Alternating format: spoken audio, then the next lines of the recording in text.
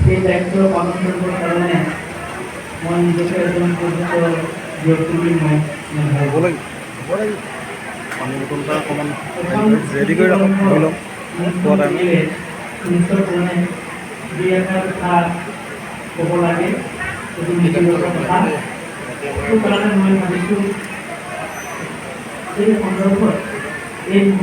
পিছত খাম দেই দিব লাগিব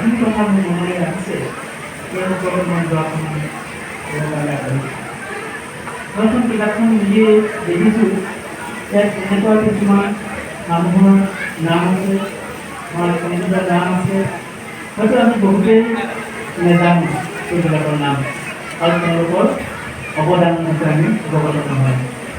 মোৰ চিটটো নিব কৰিছে বেগটো ৰাখি থৈ 1962 চনলৈ 1962 চনত যেতিয়া পাঠটোত মোহন দেওধাই বাইদেউ সন্মিলন গঠিত হৈছিল তেতিয়া মই শিৱসাগৰ কলেজৰ ছাত্ৰ আছিলোঁ। আমি সেই সময়ত কলেজীয়া ছাত্ৰ হিচাপে মোহন দেওধাই বাইদেউ সন্মিলনৰ সন্মিলন গঠন কৰিবৰ কাৰণে যি পৰিৱেশ আৰু পৰিস্থিতি তেওঁলোকক আৱিষ্কাৰ কৰিছে সেইখিনি আমি প্ৰস্তুত কৰাত ব্যস্ত হৈছিল।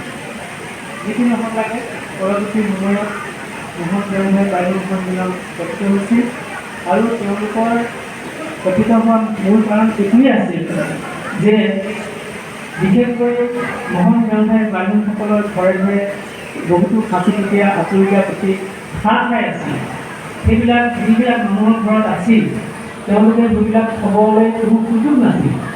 তেওঁলোকে সেইবিলাক ৰাখিছিল ধোঁৱা চাঙত। মোৰ দেউতাও এজন সেই সময়ত মূলন আছিলে। আমাৰ ঘৰতো সেই সময়ত বহুতো পুথি ধোঁৱা চাঙত ৰাখিছিলে আৰু সেই সময়ত মানুহৰ অৱস্থা আজি নিচিনাকৈ পকা ঘৰ নাছিলে। সেই সময়ত বাঁহৰ ঘৰ আছিলে।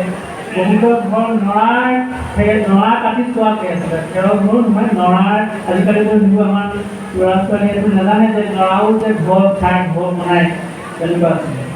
গতিকে খোৱাৰ ব্যৱস্থা একেবাৰে নাছিলে। কিছুমানে টাংকত ভৰাই থৈছিলে, কিছুমানে কাঠৰ বাকচত ভৰাই থৈছিলে, কিন্তু সেইবিলাক কালত পুৰণি গৈছিলে আৰু সেইবিলাক কুঁহিয়ে খাইছিলে।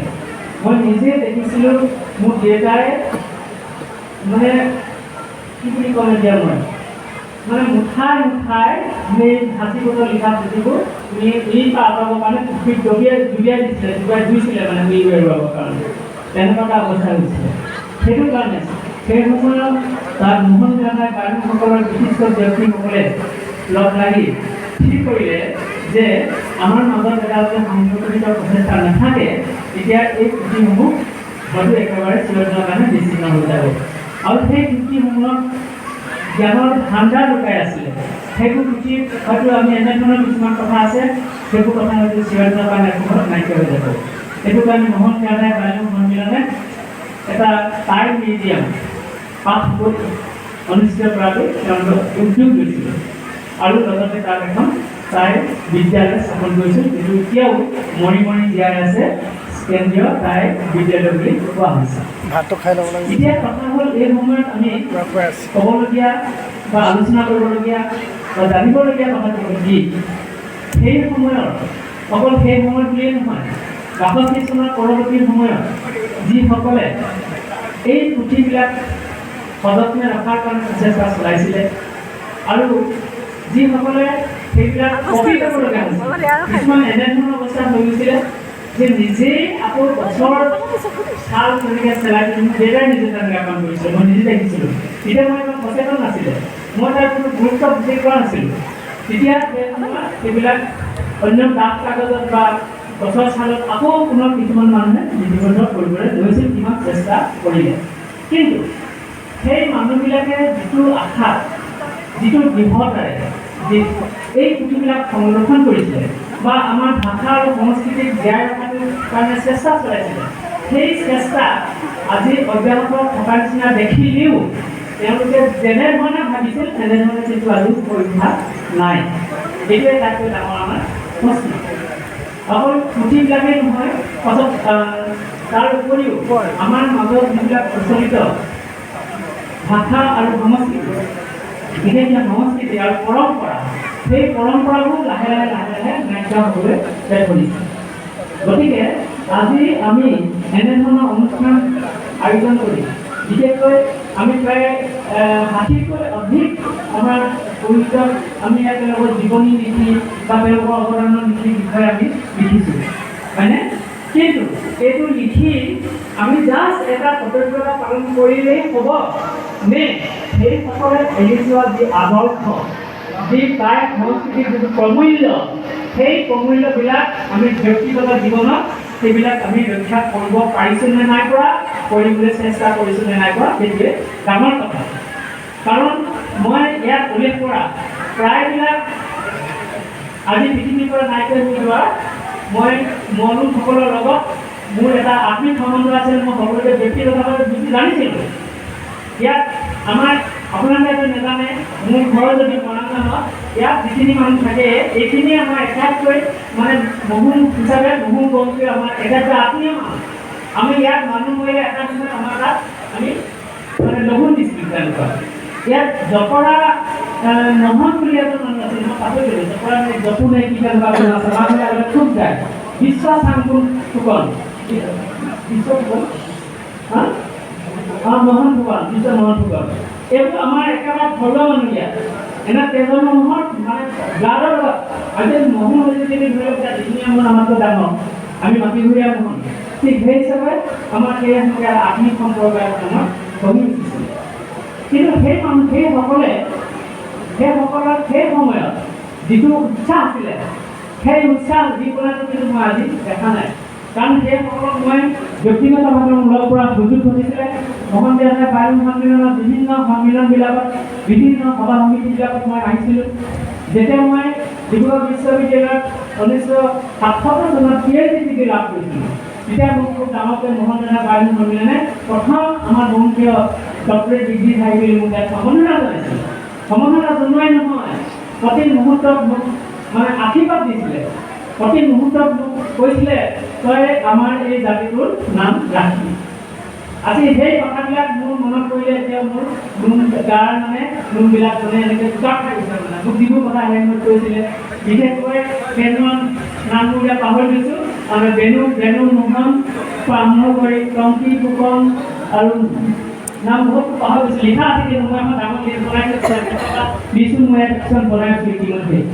গতিকে সেইসকলৰ কথাবিলাক, সেইসকলৰ কামবিলাক, সেইসকলৰ বাণীবিলাক, সেইসকলৰ প্ৰচেষ্টা যদি আমি বাস্তৱত ৰূপায়িত কৰিব নোৱাৰোঁ বা তেখেতসকলৰ আদৰ্শৰ দ্বাৰা যদি অনুপ্ৰাণিত কৰিব নোৱাৰোঁ, তেতিয়া সেইসকলক সন্মান জনোৱা হ'বনে নহয়। তেখেতসকলৰ জীৱনীটো ইয়াত লিপিবদ্ধ কৰি কেৱল কিতাপ এটাই উলিয়াই দিয়াটোৱে আমাৰ শেষ নেকি। মই ভাবোঁ তাতোতকৈ গুৰুত্বপূৰ্ণ কথাটো হৈছে সেইসকলৰ যি আদৰ্শ, সেইসকলে যিখিনি কথা ভাবিছিলে, যিসকলে যি নিষ্ঠা, যিসকলে যি সততা, সেই সততাবিলাক আমি ধৰি ৰাখিব পাৰিছিলোঁ নাই পোৱা। মই এটা তুলনামূলকভাৱে তেতিয়া মোহন দাদাৰ বায়ু সন্মিলন আৰু এতিয়া মোহন দাদাৰ বায়ু সন্মিলনৰ এটা তুলনামূলক মই যেতিয়া আলোচনা কৰিবলৈ চাওঁ, তেতিয়া মই দেখোঁ এটা বিৰাট এটা পাৰ্থক্য। সেইসকলৰ যেতিয়া সন্মিলনবিলাক অনুষ্ঠিত হৈছিল, সন্মিলনত অনুষ্ঠিত হোৱাৰ পাছত এই ধৰণে পাছত বিভিন্ন ধৰণৰ তেওঁ খৰচ পাতিবিলাক ৰাজহুৱাকৈ মানে দিছিল। আৰু প্ৰতিটো খৰচ যাতে নিয়াৰিত হয়, এটকাও যাতে দিনদাৰী নহয়, এটকা পইচাও যাতে কিফালে কৰি যায়, এটকা পইচাও যাতে পকেটলৈ নাযায়, এই ধৰণে যে টকা পইচা তুলি মেলি যাতে তাত সমাজৰ পইচা যাতে আত্মসাত নহয়, সেই কথাটো তেওঁলোকে খুব সতৰ্কভাৱে ৰাখিছিল। কিন্তু আজি আমি দেখিবলৈ পাওঁ অকল মোহন নেতা বুলি নহয়, আমাৰ এনেকুৱা অনুষ্ঠানবিলাকত আমি বেধুন বিষয়ে টকা পইচা কৰোঁ, কিন্তু টকা পইচা তোলাৰ পাছত কেতিয়াবা হিচাপটো কেতিয়াও ৰাইজে দেখিবলৈ নাপায়, ক'ত কিমান খৰচ হ'ল। সেইটো এটা ডাঙৰ পাৰ্থক্য বুলি ভাবিছোঁ। ব্যক্তিগত অভিজ্ঞতা বুলি কৈছোঁ, অকল মোহন নেতা বুলি নহয়, আমাৰ প্ৰায়সকলক বা অন্যান্যসকলক মই নাজানো, যিমানবিলাক অনুষ্ঠান আছে প্ৰায়বিলাকেই সকলোকে নকওঁ আৰু দুই এজন ভাল বুজিব পাৰে, প্ৰায়বিলাকেই তেনেকুৱা ধৰণৰ সমস্যা সন্মুখীন হৈ আহিছে। আৰু ইয়াৰ উপৰি মই আৰু এটা কথা লক্ষ্য কৰিছোঁ, সেইটো হৈছে আমাৰ যিসকলে নেতৃত্ব লয়, সেই নেতৃত্ব লোৱাসকলে সেই সময়ৰ যিটো নেতৃত্ব, সেই সময়ৰ নেতৃত্ব আৰু এতিয়া নেতৃত্বৰ লগত বহুত তফাৎ দেখিবলৈ পায়। আজি নেতৃত্ব যেতিয়া এটা ৰাজহুৱা অনুষ্ঠানৰ নেতৃত্ব লয়, তেখেতলোকে পঢ়া শুনা কৰিব লাগে আৰু তেওঁলোকে সদায় তাইৰ সংস্কৃতিৰ বিষয়ে এটা ধ্যান কৰিব লাগে। তাইৰ সংস্কৃতিৰ মূল উপাদান কি? তাইৰ সংস্কৃতি মানে এইটো নহয় যে তাই চোলা এটা পিন্ধিলে তাইৰ সংস্কৃতি হৈ নাযায়। মই ধুনীয়া তাইক কিবা কৰিব পাৰোঁ, কিন্তু মই ব্যক্তিগত জীৱনত মই কোনো তাইৰ পৰম্পৰাই অনুকূলন নকৰোঁ। তাইৰ পৰম্পৰা বুলি ক'লে অকল পূজাপাঠৰ কৰাটো নিবিচাৰে, দাম দি কৰাটো নিবিচাৰে, শিক্ষণ কৰাটো নিবিচাৰে। তাই বুলি ক'লে তাই মই এখন কিতাপ কৈছিলোঁ, the philosophy of the philosophy of the Tai culture. তাৰমানে টাই কালচাৰ বুলি ক'লে অকল ড্ৰেছটো টাই কালচাৰ নিবিচাৰে, এতিয়া চবেই ড্ৰেছটো আজি মানে টাই হৈ গ'ল, কিন্তু মই টাই কালচাৰ মই সংস্কৃতিক মই অনুকূলন কৰোঁ। টাই সংস্কৃতিৰ মূল কথাটো হৈছে কি, আমি ফটকাবোৰ নিয়মানুবৰ্তিতা ধৰি লওক, আমি নিয়মানুবৰ্তিতা আমি কৰিছোঁ যে নাই, কাৰণ ফটকাবোৰ আমাৰ আছে নাই, কিমান আছে, মই মোৰো নাই বুলি কৈছিলোঁ ফটকাবোৰ। আৰু ইয়াৰ উপৰিও আমি আচাৰ আচৰণ, সেইটো এটাই কৈ ডাঙৰ কথা। আজি আমাৰ যিবিলাকে নেতৃত্ব লয় সেইবিলাকৰ আচাৰ আচৰণ দেখিলে আপুনি আচৰিত হৈ যাব। আমাৰ টাই কালচাৰে এটা মূল উপাদান হৈছে জ্যেষ্ঠজনক আমি সেৱা সৎকাৰ কৰা, জ্যেষ্ঠজনক আমি পূজা নকৰিলেও সন্মান প্ৰদৰ্শন কৰা। আজি আমি জ্যেষ্ঠজনক সন্মান প্ৰদৰ্শন কৰিবলৈ আমি পাহৰি গৈছোঁ, আমি নকৰোঁ। কিন্তু আগত তেনেকুৱা ধৰণৰ নাছিলে। আমাৰ দেউতাকে শিকাইছিলে যে তই শিক্ষাগুৰু কেতিয়াও শিক্ষকৰ এগেইনষ্টে তই কোনো কথা নকবি, কেতিয়া গালি শুনি নাপাবি, বেয়া কথা নকবি, অসমত নিদিবি, তোৰ ল'ৰা ছোৱালী কেতিয়াও ভাল শিক্ষা নাপাব। তই সদায় সৎ কথাত চলিবি, তই সত্যৰ কথাত সদায় মাত মাতিবি, বেয়া দেখিলে সদায় কবি, সাহস কবি। থাকান শব্দৰ কোনো বেলেগ শব্দ নাই, থাকান বুলি কোৱাৰ পিছত আৰু কেতিয়াও তোৰ শব্দ গতি নকৰিবি। মোৰ দেউতা পঢ়া শুনা নাছিলে কিন্তু সেই শিক্ষাটো দিছিলে, সেই শিক্ষাটো আমি অন্যজনক তেনেকৈ পাইছিলোঁ। সেই কথাবিলাক আমি মোৰ জীৱনত হয়তো বিভিন্ন সময়ত প্ৰতিফলিত কৰিবৰ কাৰণে চেষ্টা কৰিছোঁ। কিন্তু আপুনি আজি যি নেতৃত্ব, আজি যিবিলাক অকল মই এইবিলাক